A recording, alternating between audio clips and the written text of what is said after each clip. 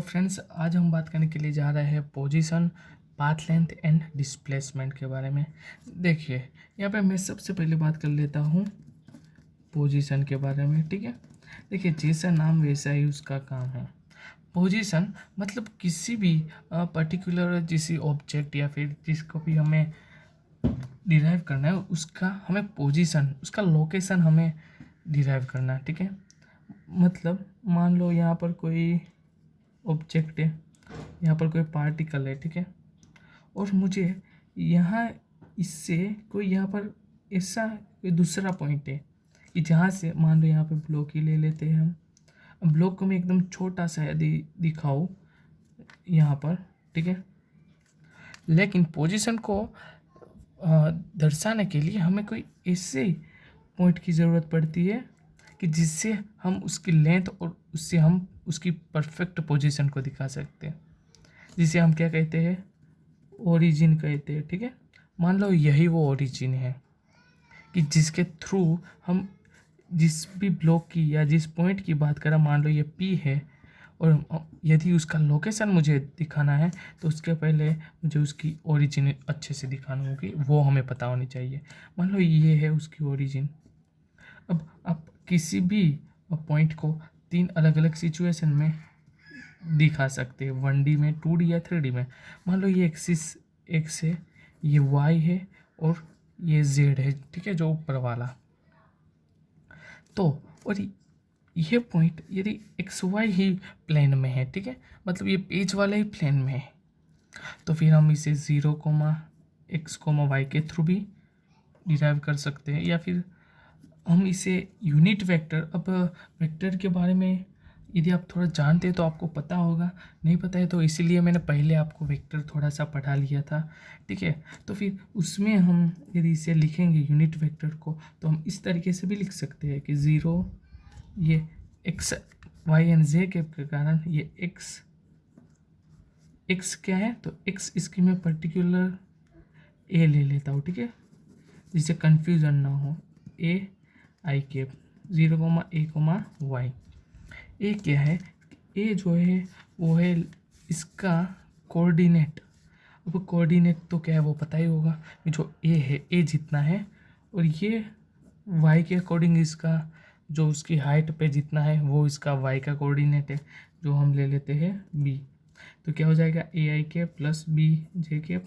और अब हमें मान लो कि ये एक्स वाई प्लेन में नहीं लेकिन ऊपर है। ठीक है, देखिए मान लो ये पेज को मैं एक्स वाई प्लेन ले लूँ और जेड जो ऊपर की तरफ हो, और पॉइंट कहीं यहाँ पर है। ठीक है, तो आप देख सकते हैं यार। ठीक है, ये प्लेन में नहीं है, एक्स वाई की प्लेन में नहीं है, तो ये उससे थोड़ा ऊपर है। तो कितना, ये हाइट कितनी है यहाँ की, वो मान लेता हूँ सी है।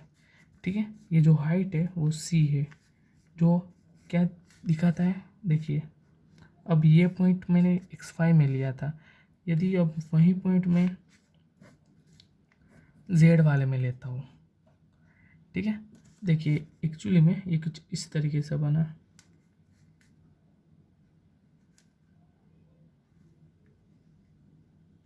ठीक है, मैंने इस पॉइंट को लिया है, ये वाला।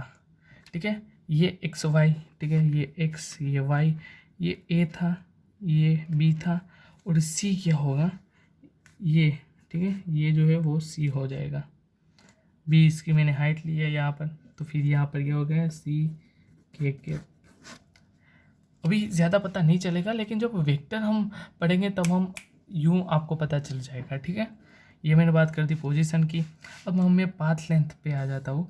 हम एक साथ ही दोनों को देख लेते हैं, क्योंकि सिमिलर ही है, और उस दोनों का बीच का डिफरेंस भी पूछा जा सकता है। ठीक है, और वो समझना बहुत ज़रूरी होता है, वरना कन्फ्यूज़न हो जाता है। देखिए, हम पाथ लेंथ को हम डिस्टेंस भी लिख सकते हैं, क्या, डिस्टेंस। ठीक है, अब क्या है एक्चुअली पाथ लेंथ और डिस्प्लेसमेंट के बीच का जो डिफरेंस है उसे समझना बहुत इम्पोर्टेंट है। हम एक ही एग्जांपल के थ्रू समझ लेते हैं। मान लो यहाँ पर कोई, फिर से हमारे पास कोई गाड़ी है। ठीक है, एकदम मर्सिडीज वाली 8, वाह क्या बात है। और अब ये मर्सिडीज हमारी हमने अभी चालू नहीं की है। ठीक है, 0 सेकंड पर, वो 0 मीटर पर है।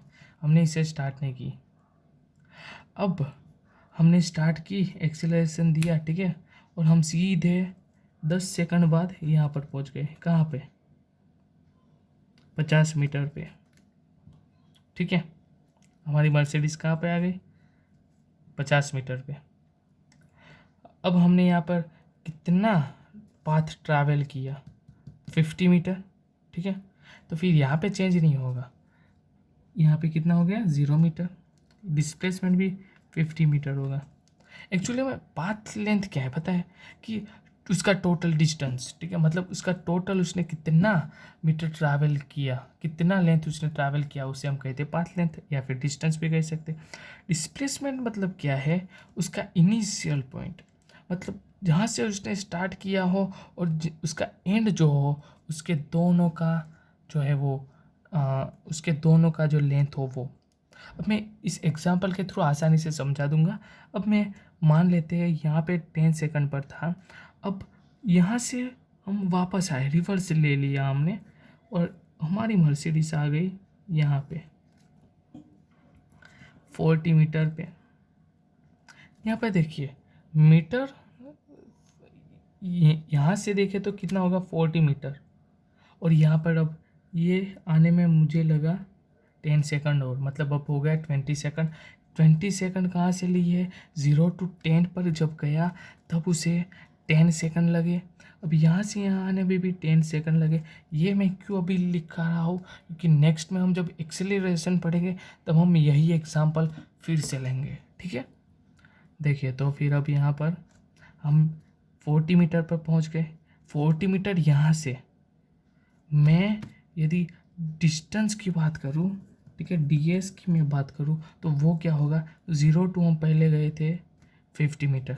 ये a b और c ले लेता हूँ। तो पहले a to b गए, वहाँ से b से हम c आए। हमें टोटल पाथ फाइंड करना है, उसे हम कहते हैं डिस्टेंस, ठीक है। हम यहाँ पर डायरेक्शन की हमें ज़रूरत नहीं पड़ती, डिस्प्लेसमेंट में हम ज़रूरत पड़ती है, वो भी मैं इसी में हमें पता चल जाएगा। देखिए 0 to 50 गए, 50 to 40, मतलब यहाँ ये कितना है? 10 मीटर होगा। क्यों? क्योंकि 50 to हम 40 आए। इसे समझना बहुत ज़रूरी है, ठीक है। न्यूमेरिकल्स बहुत ही मज़ेदार आते हैं यहाँ से। तो ये कितना हो गया? 50 + 10 मीटर, मतलब 60 मीटर, ठीक है। अब यहाँ पे डिस्प्लेसमेंट में मेन यहाँ पे देखिए, अब मज़ेदार। अब यहाँ पे हम क्या करेंगे? A to B, B to C। यहाँ पे ये नहीं आएगा, क्यों? क्योंकि मैंने पहले ही बात कर दी कि डिस्प्लेसमेंट का मतलब ये होता है कि उसका इनिशियल, मतलब यहाँ से उसने स्टार्ट किया, अब इसका एंड कहाँ पे हुआ? B पे नहीं, C पे उसका एंड हुआ, ठीक है ना। तो फिर यहाँ से यहाँ का हमें अब क्या करना है? लेंथ, मतलब उसका जो इसने कितना लोकेशन के बीच का डिफरेंस की डिस्टेंस कितना है वो हमें फाइंड करना है, ठीक है। डिस्टेंस क्या? लेंथ। तो ये कितनी होगी? 40 मीटर। ये मैंने पहले ही लिखी हुई है, तो इसका आंसर आएगा 40 मीटर। यहाँ पे 60 मीटर नहीं आएगा, क्यों? क्योंकि ये डिस्प्लेसमेंट है। डिस्प्लेसमेंट का मतलब क्या है? उसकी final location minus initial location, ठीक है, उसे हम क्या कहते हैं? डिस्प्लेसमेंट। इस फॉर्मूला को याद रखिएगा, ठीक है। और पाथ लेंथ क्या है? टोटल लेंथ, ठीक है, total travelled length bye particle object, जो भी कहे आप, ठीक है। आई होप आपको समझ आ गया हो कि मैंने क्या कहा। देखिए अब यहीं हमारी मर्सिडीज़ जो है वो और भी ज़्यादा रिवर्स में चली गई, और मान लो यहाँ पे आ गई, और यहाँ पर अब क्या है? ये डी पॉइंट ले लेता हूँ, और यहाँ से ये इसका लेंथ जो है वो -10 मीटर, मतलब इसके भी ऑब्जेक्ट के भी दूसरे डायरेक्शन में। देखिए ओवरऑल आप किसी भी एक डायरेक्शन को आप पॉजिटिव ले सकते हैं। मैंने इस डायरेक्शन को पॉजिटिव लिया था, ठीक है। तो ऑब्वियसली जब यहाँ से उल्टा आएगा तब ये नेगेटिव हो जाएगा। ये पॉजिटिव नेगेटिव क्यों हो रहा है, क्योंकि इसे याद रखना, डिस्प्लेसमेंट जो है वो एक वेक्टर क्वांटिटी है, जबकि डिस्टेंस जो है वो एक स्केलर क्वांटिटी है। देखिए मैंने ऑलरेडी आपको वेक्टर और स्केलर क्या है वो समझा दिया था। यदि नहीं देखा है तो आप प्ले लिस्ट में जाकर देख सकते हैं, या फिर आप 4th चैप्टर में पढ़ने ही वाले हैं, ठीक है, यदि आप 11th के स्टूडेंट हैं तो देखिए अब स्केलर और वेक्टर क्या है कि भाई जिसमें डायरेक्शन की ज़रूरत पड़े, तो यहाँ पे देख सकते हैं डिस्प्लेसमेंट में हमें डायरेक्शन की भी ज़रूरत पड़ रही है। जब ये डायरेक्शन इस डायरेक्शन में था तब हम पॉजिटिव लेते थे, जब उल्टा हो गया तब हम नेगेटिव ले रहे हैं, लेकिन डिस्टेंस के उसके साथ कुछ भी लेना देना नहीं है, ठीक है। तो अभी यहाँ पर क्या होगा, इस डी पॉइंट के लिए हम बात करते हैं। देखिए पहले तो ये यहाँ से यहाँ गया, यहाँ से यहाँ आया, यहाँ से भी वो यहाँ आया, तो फिर डिस्प्लेसमेंट के लिए तो कुछ लेना देना नहीं है। उसका इनिशियल पॉइंट था 0 मीटर, फाइनल पॉइंट था -10 मीटर, तो हम क्या करेंगे, फाइनल -10 मीटर और जो इनिशियल था वो -0 मीटर, तो आंसर क्या आ गया, -10 मीटर। आपको यहाँ पे क्या दिखा, डिस्प्लेसमेंट माइनस में, तो क्या ये सही है, तो हाँ है। डिस्प्लेसमेंट वो वेक्टर क्वांटिटी है, और डिस्प्लेसमेंट जो है वो 0 भी हो सकता है, माइनस भी हो सकता है, लेकिन डिस्टेंस कभी माइनस नहीं हो सकता, ठीक है। अब यहीं पे हम देख लेते हैं, अब मैं डिस्टेंस की बात करता हूँ, ठीक है, डिस्टेंस माइनस नहीं हो सकता। देखिए A to B गया कितना, 50 मीटर में, ये रहा, प्लस यहाँ पे आया 10 मीटर वाला। अच्छा अब यहाँ से यहाँ का लेंथ क्या है, C to D गया, ये तो ऐसे ही रहेगा 50 + 10, ये मैं बात कर रहा हूँ AC के लिए, प्लस यहाँ टू यहाँ का कितना लेंथ है, पहले यहाँ से यहाँ का 40, ठीक है, और उसमें भी 10 मीटर ज़्यादा, इसके लिए माइनस प्लस लेना देना ही नहीं है, तो ये 40 प्लस ये 10 कितना हो गया, 50, तो ओवरऑल आंसर इज़ 110 मीटर, ठीक है, ये इसका आंसर आ गया। चलो मज़ा आ गया भाई। तो ये डिफरेंस था, ठीक है, बहुत ही इंपॉर्टेंट होता है, ठीक है, बोर्ड के एग्ज़ाम लेवल में भी एग्ज़ाम में आ सकता है। तो आई होप आपको समझ में आ चुका होगा। नहीं आए तो आप कमेंट सेक्शन में मुझे बता सकते हैं। अब नेक्स्ट में तो हम बहुत ही मज़ेदार बात करने जाने वाले हैं, वेक्टर और वेलोसिटी और एक्सेलरेशन के बारे में अब हम पढ़ेंगे नेक्स्ट वीडियो में।